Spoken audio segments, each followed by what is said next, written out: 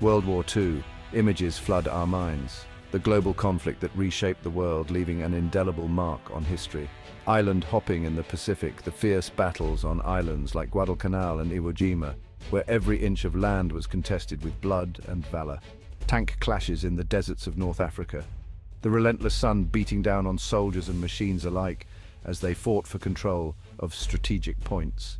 The brutal hedgerow fighting in Europe, soldiers advancing through the dense maze-like terrain, facing ambushes and fierce resistance at every turn. But few remember the battles fought at the top of the world, in the frozen, remote reaches of the Aleutian Islands. In the Aleutian Islands, a remote part of Alaska, American and Japanese forces clashed in a brutal campaign. This was a theater of war unlike any other. This was a different kind of war. One where the enemy was not just the opposing forces, but the environment itself. A war against a human enemy, yes, but also against the relentless fury of nature itself. The Aleutian Islands, where the weather could be as deadly as any bullet.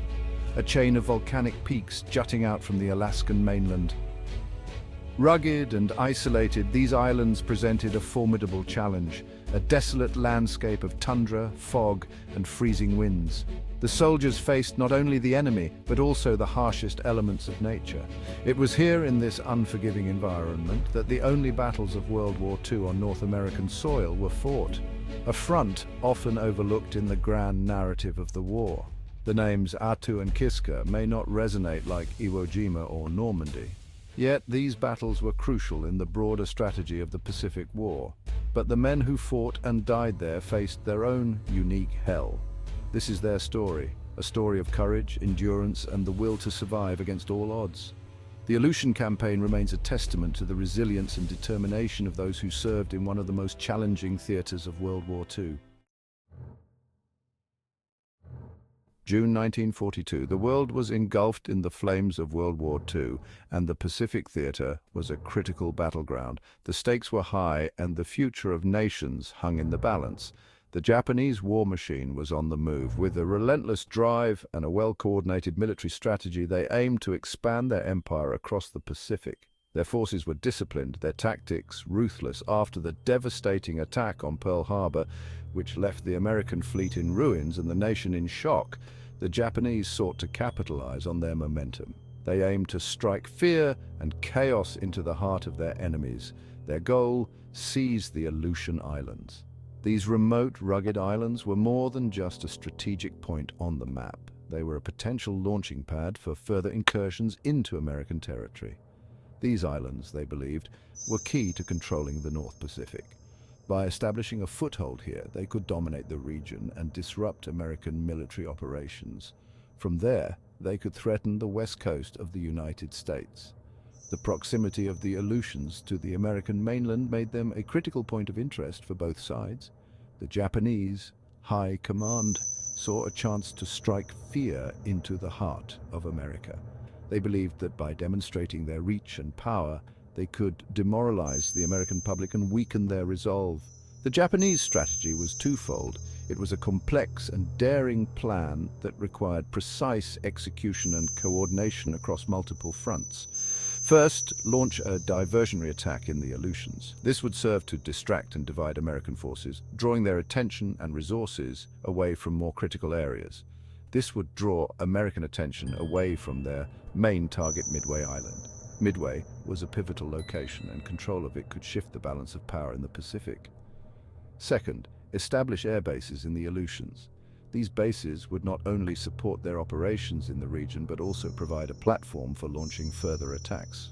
These bases would give them control of vital shipping lanes and the ability to launch air raids on the US mainland. Control of these lanes was crucial for maintaining supply lines and ensuring the flow of resources. The Japanese plan was bold. It was a high-stakes gamble that, if successful, could have far-reaching consequences for the outcome of the war. It had the potential to change the course of the war. The fate of nations hung in the balance, and the world watched as the drama unfolded in the remote, icy waters of the North Pacific. The Aleutian Islands were a formidable foe in their own right. These islands, shrouded in perpetual mist and battered by gale-force winds, presented a daunting challenge. Temperatures plummeted far below freezing. The wind howling across the barren landscape could chill a man to the bone in minutes. Visibility was often limited to a few feet. The fog, thick as cotton, could roll in without warning, disorienting even the most experienced soldier. The terrain itself was a nightmare. Jagged volcanic rock tore at boots and equipment. The ground, often frozen solid, made digging trenches nearly impossible. And then there was the rain. Days, weeks of incessant rain, turning the ground into a muddy quagmire. The Aleutians were unforgiving. Both sides would soon learn that nature itself could be a more dangerous enemy than any man. Section 4, Attu, where blood froze on the ground, May 11, 1943. This remote and desolate island in the Aleutian chain became the stage for one of the most brutal and intense battles of the Pacific Theater during World War II. The Americans launched their assault on Attu with determination and resolve. The operation, codenamed Operation Land Crab, was a critical effort to reclaim American soil from Japanese occupation.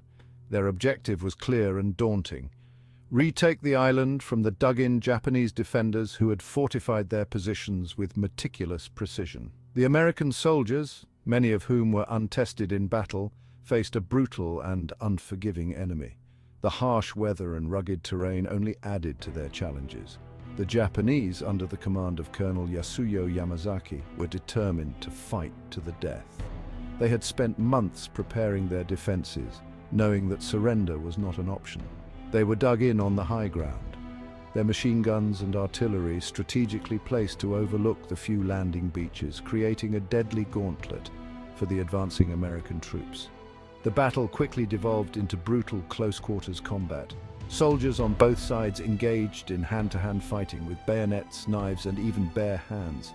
The Americans, hampered by the treacherous terrain and the fierce Japanese resistance, suffered heavy casualties. The cold, wet conditions made every step a struggle, and the medics worked tirelessly to save the wounded. The Japanese, though outnumbered and outgunned, fought with fanatical zeal. Their defensive positions were expertly camouflaged, making it difficult for the Americans to advance without sustaining heavy losses. They knew their situation was hopeless, but surrender was not an option. The Japanese soldiers were prepared to die for their emperor, and many chose to fight to the last man rather than be captured. The Battle of Attu raged for weeks, with neither side willing to give an inch. The fighting was relentless, and the toll on both sides was immense. Every inch of ground was contested with a savage intensity. The soldiers fought in freezing temperatures, often with visibility reduced to mere feet due to fog and snow. When the fighting finally ended, the island was littered with the bodies of American and Japanese soldiers. The cost of victory was high, and the memories of those who fought and died on Attu would be forever etched in history. Section 5, Kiska, a ghostly victory, Kiska. The other, Japanese-held island in the Aleutians. The Americans were determined to retake it. They assembled a massive invasion force. Over 34,000 troops, supported by warships and aircraft, prepared to storm the island. But something strange happened. When the invasion force landed on August 15, 1943, they found nothing. The island was deserted. The Japanese, under cover of fog, had evacuated Kiska weeks earlier. They slipped away undetected, leaving behind their equipment and supplies. The Americans had won a victory, yes, but it was a hollow one. They had committed a massive force to capture an empty island. The Battle of Kiska, if it could be called that, was a testament to both Japanese cunning and the unpredictable nature of war in the Aleutians.